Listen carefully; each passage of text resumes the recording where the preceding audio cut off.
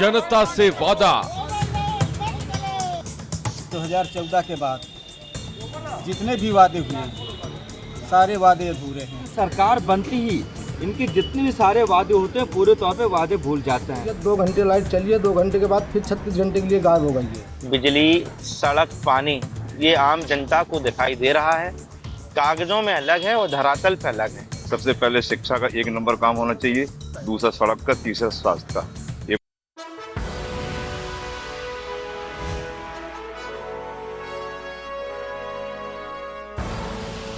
आप देख रहे हैं के न्यूज, खबरों का सारथी। नमस्कार, बुलेटिन में आपका स्वागत है और बात करेंगे डीएसएस को इंसाफ को। क्या खबर है पूरी आपको विस्तार से बताएंगे। आगरा से एक ऐसी खबर सामने आई जिसने सबको झकझोर कर रख दिया। आगरा कैंट स्टेशन पर deputy station superintendent Narendra Chahar को घसीटे जाने के मामले ने अब तूल पकड़ लिया है। आरोपियों के खिलाफ नौकरी से बर्खास्तगी वाली कार्रवाई की मांग तेज हो रही है। वहीं आरपीएफ की गुंडागर्दी की नई तस्वीरें भी सामने आने लगी हैं। स्टेशन परिसर में घसीटने वाले वीडियो के बाद नया वीडियो भी सामने आया जिसमें आरोपी आरपीएफ जवानों के साथ कई और आरपीएफ वाले deputy station superintendent Narendra Chahar के साथ मारपीट करते दिख रहे हैं। वहीं घटना के बाद deputy station superintendent Narendra Chahar की पत्नी हरिंद्र चाहर ने इंसाफ की मांग करते हुए कहा कि मेरे पति को आतंकी की तरह घसीटा गया।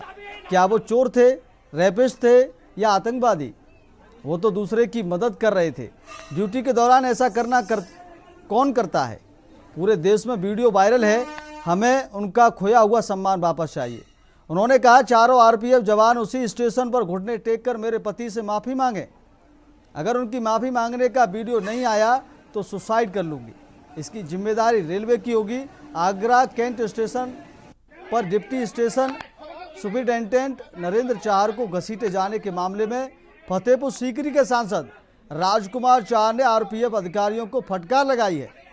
रविवार की शाम रेलवे इंस्टीट्यूट पहुंचे सांसद ने आरपीएफ अधिकारियों को आड़े हाथों लेते हुए कहा, वर्दी की भी बदनामी करोगे और हमारी सरकार की भी बदनामी करोगे। आरपीएफ के अधिकारियों को फटकारते हुए सांसद का वीडियो सोशल मीडिया पर सामने आया है। इसमें वो आरपीएफ अफसरों पर भड़कते दिख रहे हैं।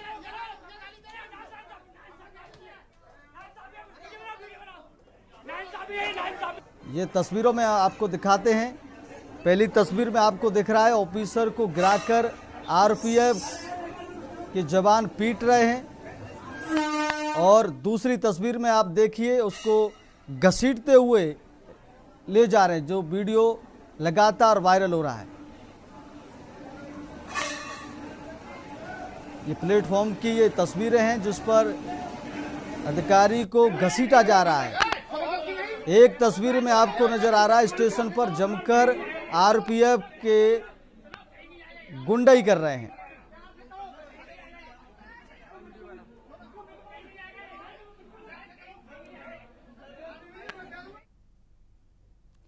रविवार सुबह 11 बजे आगरा कैंट रेलवे स्टेशन पर एक महिला यात्री ट्रेन में नहीं चढ़ पाई थी।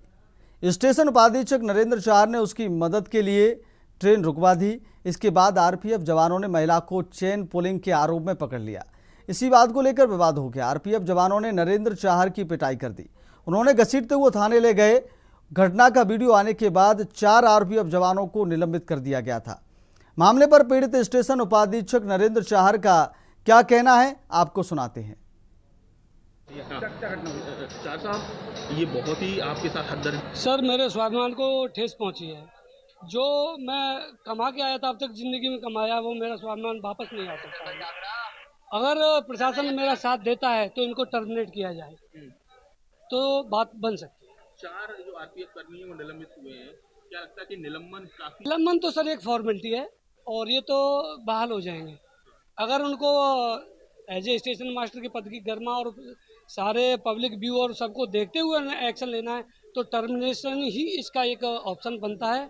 अगर वो करते हैं तो कहीं बात बन सकती है। कोई भी प्रोटेक्शन फोर्स होता है बहुत ही अनुशासित होता है और रेलवे प्रोटेक्शन फोर्स का तो उन्होंने अपनी ड्यूटी को समझा नहीं और उन्होंने अपनी ड्यूटी निभाई नहीं।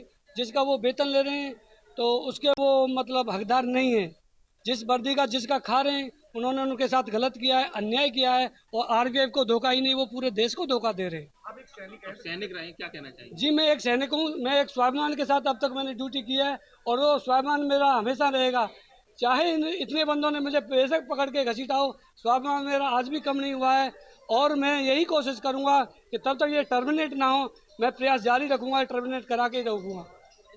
आप बहुत भावुक भावनाओं का ज्वार उमड़ रहा है, क्या कहना चाहिए? ये क्योंकि ये किसी के लिए सबसे स्वाभिमान सम्मान सबसे सर्वोपरि रहता है, किसी भी और कोई आम व्यक्ति क्यों ना हो, लेकिन आप तो खुद रेलवे में एक डिप्टी। देखो, किसी भावना ऐसी चीजें होती हैं, वो किसी के बनाने से नहीं आती, स्वतः ही अपने आप अंदर से ऐसी निकल के आती हैं कि जो भावना ऐसी चीज है कि जब किसी के साथ हादसा होता है, वो स्वतः ही अब जो वर्डिंग है या जो उनके साथ बिहेवियर है, वो सब कुछ टोन चेंज हो जाता है। ये कौन सा तरीका है कि कोई आदमी सही काम कर रहा है और पुलिस वाले वो होते कौन है सजा देने वाले, और जो छोटे मोटे लोगों के साथ फिर क्या करेंगे वो, जब इनके साथ ऐसा करेंगे तो इतना गलत है, इतना गलत तरीका है। देख सकते हो आप फोन पे। अब ये इनके बच्चे जाएंगे क्या सम्मान लेके? शाम तक वो माफी मांगते हुए बैठ के वीडियो चाहिए, नहीं मिली तो मैं अपने आप को यही खत्म कर दूंगी और कहीं नहीं जाऊंगी जब तक। मुझे अपने पति का सम्मान वापस चाहिए आज ही। अब तुमको जो करना है करो, और मेरा जो कुछ होगा उसके जिम्मेदार आप होगे। मुझे आज ही वीडियो जैसे हो गया है ऐसे ही ये चाहिए, स्टेशन पर ही उसी जगह पे घुटनों के बल बैठ के माफी मांगेंगे और मैं सजा दूंगी उनको। आज ही चाहिए मेरे को, आज ही सर, नहीं तो मैं कल शाम तक अपने आप को खत्म कर दूंगी। कल शाम तक खत्म कर दूंगी मैं, और उसके जिम्मेदार आप होगे। मुझे आज ही वीडियो चाहिए, न्याय चाहिए, जैसा मेरे पति के साथ किया है। आप सोचो साहब, अपने घर में क्या सम्मान लेके जाएंगे? समाज में क्या सम्मान लेके? कोई आदमी अच्छा काम कर रहा है, होते कौन है वो सजा देने वाले? ऐसा है, ये सब हम लोग एक रेल परिवार है ना, अरे परिवार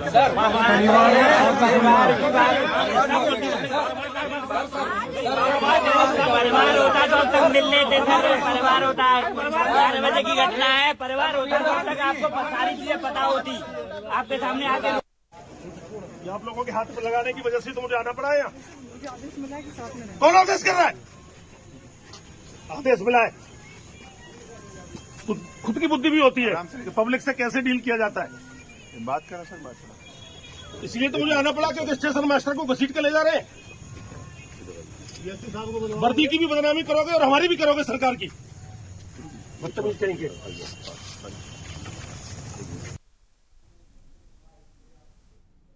आगरा केंद्र स्टेशन की घटना को लेकर रेलवे कर्मचारियों में आक्रोश देखने को मिल रहा है। डीएसएस की शिकायत पर एफआईआर दर्ज। आगरा कैंट रेलवे स्टेशन पर डिप्टी एसएस और आरपीएफ कर्मियों के बीच हुई मारपीट के मामले में मुकदमा दर्ज कर लिया गया है। जीआरपी थाना आगरा कैंट में चारों नामजद आरपीएफ कर्मियों के साथ अन्य अज्ञात कर्मियों के खिलाफ बलवा, मारपीट, गाली गलौज और जान से मारने की धमकी देने की धाराओं में केस दर्ज किया गया है। मामले पर railway CPRO doctor Shivam Sharma ने क्या कहा, आपको सुनाते हैं। आज प्रातः आगरा कैंट रेलवे स्टेशन पर हीराकुड एक्सप्रेस के आगमन एवं प्रस्थान के समय रेलवे कर्मचारियों के मध्य कुछ विवाद की स्थिति उत्पन्न हुई थी, जिसके कुछ अशोभनीय वीडियोस इंटरनेट पर वायरल हुए थे, जिसमें कुछ आरपीएफ स्टाफ द्वारा डिप्टी स्टेशन अधीक्षक के साथ अभद्रता करते हुए दिखाई दे रहा था। मामले का तत्काल संज्ञान लिया गया एवं आरपीएफ कर्मियों को तत्काल प्रभाव से निलंबित कर दिया गया था एवं इसमें एक जूनियर स्केल इंक्वायरी कमेटी के ऑर्डर्स हुए थे। अभी हाल ही में रेलवे कर्मचारियों के अनुरोध पर एवं उनकी मांग पर इस इंक्वायरी कमेटी को अपग्रेड कर दिया गया है। अब ये इंक्वायरी कमेटी जे ग्रेड यानी कि जूनियर एडमिनिस्ट्रेटिव ग्रेड लेवल की होगी। इस इंक्वायरी कमेटी के 3 सदस्य रहेंगे: senior divisional operations manager Agra, senior divisional electrical engineer Agra एवं senior divisional security commissioner RPF Agra.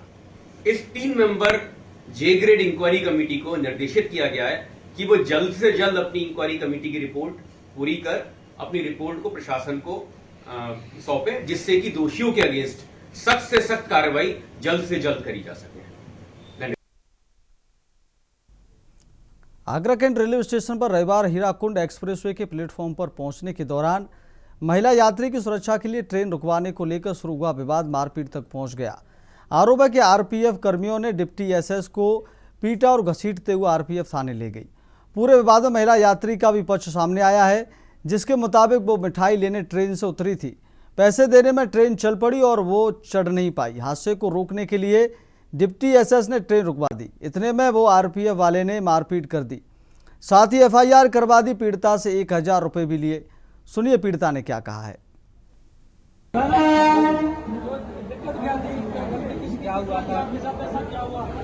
हमारी कोई गलती नहीं थी, ना ये सर की गलती थी। मेरे पैर में चोट लगी है तो हमने मिठाई लेने के लिए रुके थे उसी में ट्रेन निकल गई। मिठाई पैसे दे रही थी निकाल के, पैसे तो निकले नहीं, उतने में ट्रेन ही छूट गई। इन्होंने बोला कि अब चढ़ जाओ, मेरे पैर में वो है, मैं चढ़ ही नहीं पाई वहाँ पे। तो सब लोग सर ने रुकवा दी, सर ने रुकवाई कि नहीं पता चला, मैं रुकवाई रुकवा दी। फिर हम जा रहे थे तो पीछे से वो सर आ रहे, सर मैडम दो आए पुलिस वाले, उन्होंने बोला कि इसी चलते हैं। पता नहीं अब हमें किसकी गलती क्या नहीं है। और वो सर हमें रुकवाए, उसके बाद जाके सर ने बात की, फिर जाके उन्होंने मतलब जो है वहाँ पे एफआईआर लिखवाया हमारे बारे में, थाने के बारे में। पैसे मांग रहे थे आपसे ऑफिस वाले?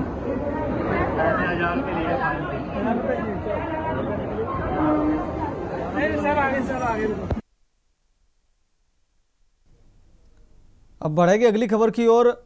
भाई ने की भाई की हत्या। खबर हमीरपुर से है, जहां भाई ने ही भाई की गला रेत कर हत्या कर दी। बताया जा रहा है कि छोटे भाई ने अपने बड़े भाई को एक महिला के साथ कथित रूप से आपत्तिजनक स्थिति में देख लिया था। इसके बाद दोनों के बीच विवाद हुआ और विवाद इतना बढ़ गया कि विवाद ने हिंसक रूप ले लिया और छोटे भाई ने बड़े भाई की गला रेत कर हत्या कर दी। यह घटना जिले के राठ थाना क्षेत्र के श्यावरी गाँव की बताई जा रही है। सूचना मिलते ही स्थानीय पुलिस, डॉग स्क्वाड और फॉरेंसिक टीम ने मौके पर मामले की जांच पड़ताल शुरू कर दी। पुलिस ने मौके पर पहुंचकर शव को कब्जे में लेकर पोस्टमार्टम के लिए भेज दिया है। घटना के पीछे की वजह वास्तविक परिस्थितियों और कारणों की पुष्टि पुलिस जांच के बाद ही स्पष्ट हो सकेगी। आरोपी के बेटे ने बताया है कि उसके पिता ने ही अपने बड़े भाई की हत्या की है। आरोपी फिलहाल पुलिस की गिरफ्त से बाहर है और उससे गिरफ्त में है और उससे पूछताछ जारी है।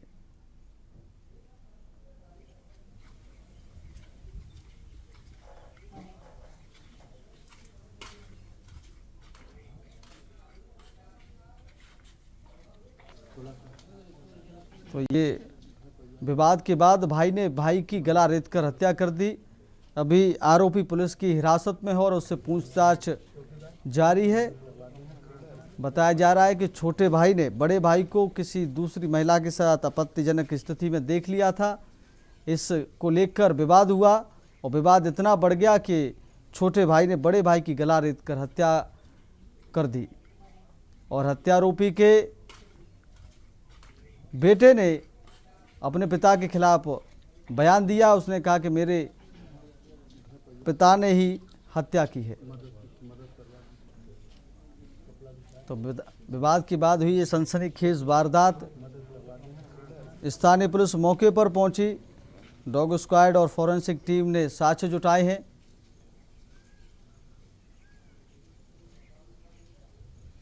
आज दिनांक 13/7/26 को सुबह 5 बजे के आसपास राठ पुलिस को सूचना मिली कि ग्राम श्यावरी में हत्या हो गई है। सूचना पाकर राठ पुलिस तत्काल मौके पर पहुंची एवं सबको कब्जे में लिया, जहां पर मृतक की पहचान श्याम बिहारी सन ऑफ स्वर्गीय स्वामीदीन उम्र 62 वर्ष निवासी श्यावरी थाना राठ के रूप में हुई। हत्या के प्रारंभिक कारण मृतक के छोटे भाई हरदयाल द्वारा वाक़े से वार करना बताया गया है। राठ पुलिस द्वारा शव का पंचायतनामा भरते हुए शव को पोस्टमार्टम है तो मोर्चरी हाउस राठ भेजा जा रहा है। हम कल रात में और मेरी माताजी वहाँ पे लाट पे सो रहे थे। मेरे पापा जवाहरलाल विद्यालय में काम करते हैं। वो रात में 6-7 दिन में या 10-12 दिन में कभी कभी आते हैं, 1-2 दिन के लिए रात में रुकते हैं यहीं पे। मेरे बड़े पापा और पापा घर में बैठते हैं। तो मेरे पापा आए और बड़े पापा को आपत्तिजनक स्थिति में देखने पर उन्होंने उनको मार दिया। मेरे पापा ने मेरे बड़े पापा को। तो ये बेटे ने अपने पिता के खिलाफ बयान दिया है। बेटे ने अपने पिता के खिलाफ बयान दिया। उसने बताया है कि मेरे पापा ने हत्या की। हत्या के कारणों का पता लगाया जा रहा। भाई ने भाई की गला रेत कर हत्या की है। अब बात करेंगे अगली खबर की। डॉक्टर नहीं कैसे हो इलाज, क्या खबर है पूरी विस्तार से आपको बताएंगे। उत्तर प्रदेश के हापुड़ जिले में स्थित बहादुरगढ़ सामुदायिक स्वास्थ्य केंद्र में डॉक्टरों की ओर घोर लापरवाही सामने आ रही है। अस्पताल में डॉक्टर के समय पर न पहुंचने के कारण दूर दराज से इलाज कराने आ रहे मरीजों और उनके तीमारदारों को भारी दिक्कतों का सामना करना पड़ रहा है। समय पर इलाज न मिलने से स्थानीय लोगों और मरीजों में स्वास्थ्य विभाग के खिलाफ भारी नाराजगी है। अस्पताल परिसर से आए दिन ऐसी तस्वीरें सामने आ रही हैं जहां मरीज और उनके तीमारदार डॉक्टरों की खाली कुर्सियों को निहारते रहते हैं। अस्पताल आए मरीजों का आरोप है कि उन्हें इलाज के लिए कई घंटों तक डॉक्टरों का इंतजार करना पड़ता है। तीमारदारों का कहना है सुबह से आकर बैठ जाते हैं लेकिन डॉक्टरों की सीट खाली रहती है। कब आएंगे डॉक्टर साहब? इसी सवाल और इंतजार में हमारा पूरा दिन बर्बाद हो जाता है।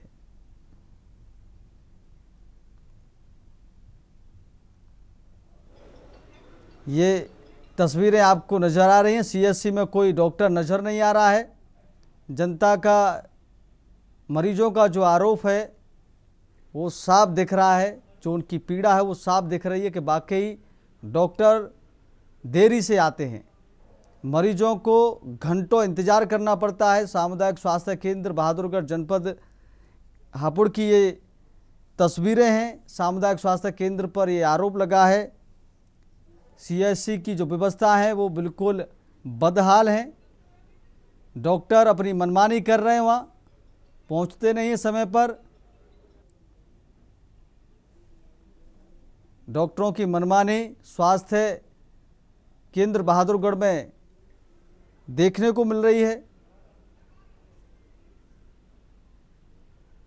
ये बहादुरगढ़ सीएचसी की तस्वीरें हैं जहां मरीज डॉक्टरों का इंतजार करते, घंटों इंतजार करते रहते हैं लेकिन डॉक्टर साहब नहीं आते हैं।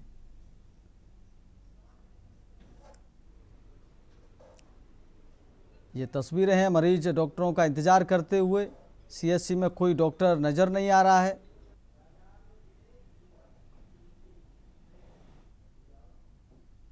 अब रुकेंगे एक छोटे से ब्रेक के लिए। ब्रेक के बाद बात करेंगे बाजार में पिटे युवक युवती।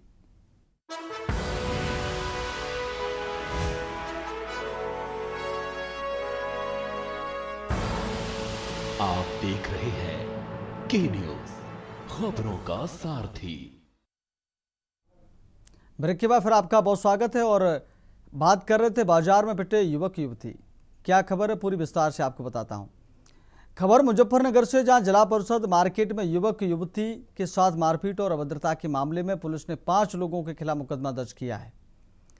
पीड़ित युवती की शिकायत पर शिवसेना जिलाध्यक्ष लोकेश सैनी सहित गौरव शर्मा, कुशलवीर, शुभम और प्रशांत के खिलाफ सिविल लाइन थाने में विभिन्न धाराओं में केस दर्ज किया गया है।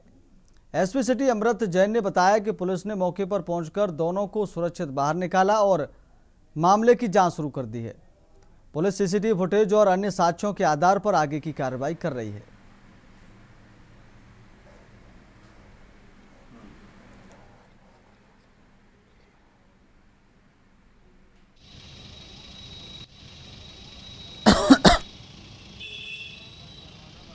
तो थाना सिविल लाइन मुजफ्फरनगर की ये खबर है।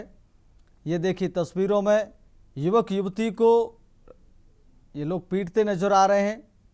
शिवसेना जिलाध्यक्ष बताए जा रहे हैं, उनके साथी बताए जा रहे हैं, जिनके खिलाफ 5 लोगों के खिलाफ मुकदमा भी दर्ज पुलिस ने किया है। ये तस्वीरों में आपको नजर आ रहा था कैसे युवक और युवती को भरे बाजार में पीटा जा रहा था।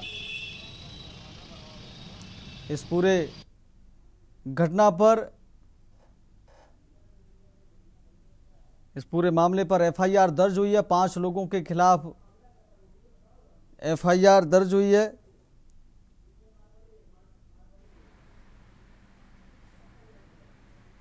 देखिए, कल शाम जिला परिषद मार्केट में थाना सिविल लाइन क्षेत्र के अंतर्गत एक सूचना प्राप्त हुई थी, जिसमें कि यह ज्ञात हुआ था कि एक युवक और युवती के साथ अभद्रता और मारपीट की जा रही।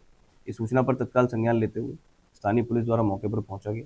दोनों लोगों को वहां से रेस्क्यू किया गया, दोनों का मेडिकल परीक्षण करवाया गया और प्राप्त तहरीर के अनुसार और उनके कथन और साक्ष्यों के आधार पर और अवेलेबल वीडियोस के आधार पर लोगों को चिन्हित करते हुए 171/26 थाना सिविल लाइन पर सुसंगत धाराओं में एक मुकदमा पंजीकृत किया गया। इसमें यह भी बताना है कि इसमें जो संबंधित आरोपीगण हैं उन सभी की सक्सेसफुल आइडेंटिफिकेशन करवाया जा रहा है।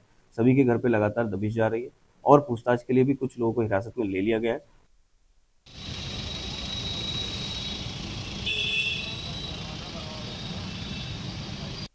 बताया कि इस मामले में एफआईआर दर्ज कर ली गई। 5 लोगों के खिलाफ एफआईआर दर्ज हुई है और कुछ लोगों को हिरासत में भी लिया गया है और उनसे पूछताछ की जा रही है। मामले को पता करने का पूछताछ हो रही है कि किस बात को लेकर उन्होंने इस घटना को अंजाम दिया है। युवक युवती से मारपीट और अभद्रता का मुकदमा दर्ज किया गया है। अब अगली खबर की बात करेंगे। पूर्व बैंक मैनेजर के घर चोरी, कहां ये घटना हुई है, ये पूरी खबर विस्तार से आपको बताएंगे। खबर कानपुर से, जहां पनकी थाना क्षेत्र में एसबीआई के रिटायर्ड मैनेजर संतोष कुमार शर्मा की बंद मकान में हुई चोरी ने पुलिस की गश्त की पोल खोल दी है। दरअसल चोरों ने पनकी थाने से महज 200 मीटर दूर बैंक के रिटायर्ड शाखा प्रबंधक के बंद घर को निशाना बनाया। पड़ोसी के मकान के सहारे घर में दाखिल हुए चोर नकदी और जेवर समेत 60 लाख का माल समेट ले गए। पनकी सी ब्लॉक निवासी Santosh Sharma State Bank of India से शाखा प्रबंधक पद से रिटायर हैं, जो पत्नी सुमन के साथ रहते हैं। उनकी बेटी प्रज्ञा प्रियंका और बेटा पीयूष अमेरिका में रहकर नौकरी करते हैं। एक बेटा अरुण मुंबई में रहकर शिपिंग का कारोबार करता है। संतोष अपनी पत्नी के साथ 17 जून को जबलपुर में एक रिश्तेदार के घर शादी में गए थे। इसके बाद दोनों बेटे के घर मुंबई चले गए। घर के बाकी हिस्से की साफ सफाई करने के लिए नौकरानी लक्ष्मी रोज आती है। रविवार सुबह सफाई करने पर लक्ष्मी घर पहुंची। अंदर के दरवाजे को खोला तो दरवाजे देखे ताले टूटे मिले।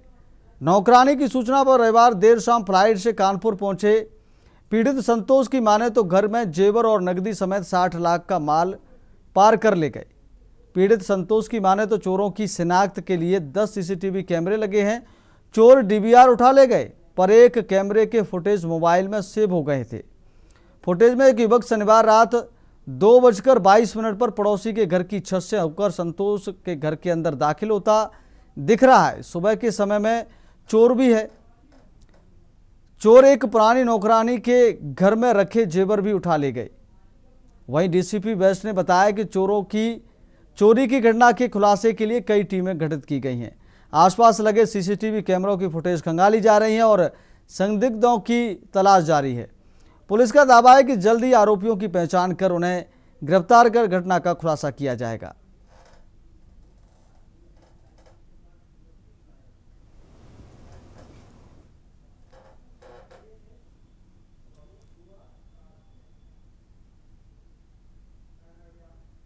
अब बात करें अगली खबर की। शिकंजे में बहू बुआ सास गैंग, क्या पूरी खबर है विस्तार से आपको बताएंगे। कन्नौज से बड़ी खबर है, जहां तालग्राम पुलिस ने सातिर बहू बुआ सास गैंग को पर्दाफाश करते हुए मास्टरमाइंड महिला समेत 4 आरोपियों को गिरफ्तार किया है। यह अंतर जनपदीय गैंग सराफा व्यापारियों और अन्य लोगों को निशाना बनाकर बड़ी चालाकी से जेवरात चोरी की वारदातों को अंजाम देता था। पुलिस के मुताबिक गैंग की मास्टरमाइंड बहू अपनी 2 बुआ सास और अन्य साथी के साथ मिलकर वारदात को अंजाम देती थी। आरोपी पहले सराफा दुकानों पर ग्राहक बनकर पहुंचते, फिर अपनी मासूमियत और सीधेपन का फायदा उठाकर दुकानदारों को बातों में उलझा देते।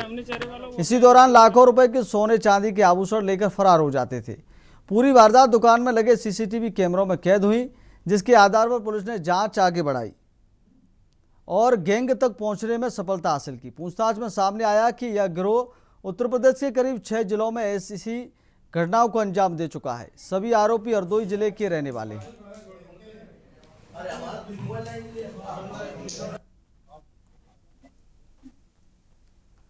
तो ये पूरा गैंग है, बहू बुआ सास।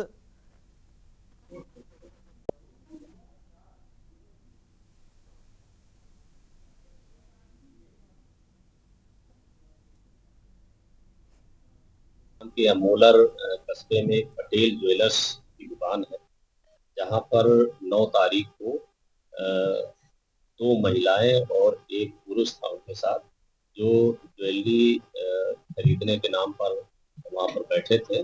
और उसी दौरान इन्होंने 4 आइटम ज्वेलरी के टॉप्स, पेंडल और कुंडल जो सोने के थे और थोड़िया जो चांदी की थी, उनसे चोरी कर लिए थे, टप्पेबाजी कर लिए थे। जिसमें हमारी यशोदी सर्विलांस टीम और हमारी निरीक्षक तालग्राम ने इन्वेस्टिगेशन की, जिसमें से 5 लोगों के नाम इसमें प्रकाश में आए हैं, जिसमें से आज 4 लोगों को गिरफ्तार किया गया है। इसमें 3 महिलाएं हैं, एक रिंकी पत्नी शिवपूजन शुक्ला जो हरदोई की रहने वाली है, दूसरा छुन्ना पत्नी राकेश, ये भी हरदोई की रहने वाली है, तीसरा उषा पत्नी राकेश सिंह, ये मल्लावा हरदोई की रहने वाली है, एक सिराज पुत्र सदरुद्दीन है, ये बोलेरो का चालक है और वहाँ पर घटना भी करता है साथ में। इनको पकड़ा गया है। इनके कब्जे से जो उस दिन इन्होंने ठप्पेबाजी और चोरी की थी दुकान से, एक जोड़ी सोने के टॉप्स और सोने के पेंडल और एक जोड़ी सोने के कुंडल कान में पहनने वाले और चांदी की जो चूड़ियां हैं वो बरामद किए हैं। फिलहाल इस बुलेटिन मेरे साथ इतना ही। देखते रहिए के न्यूज़ इंडिया। नमस्कार।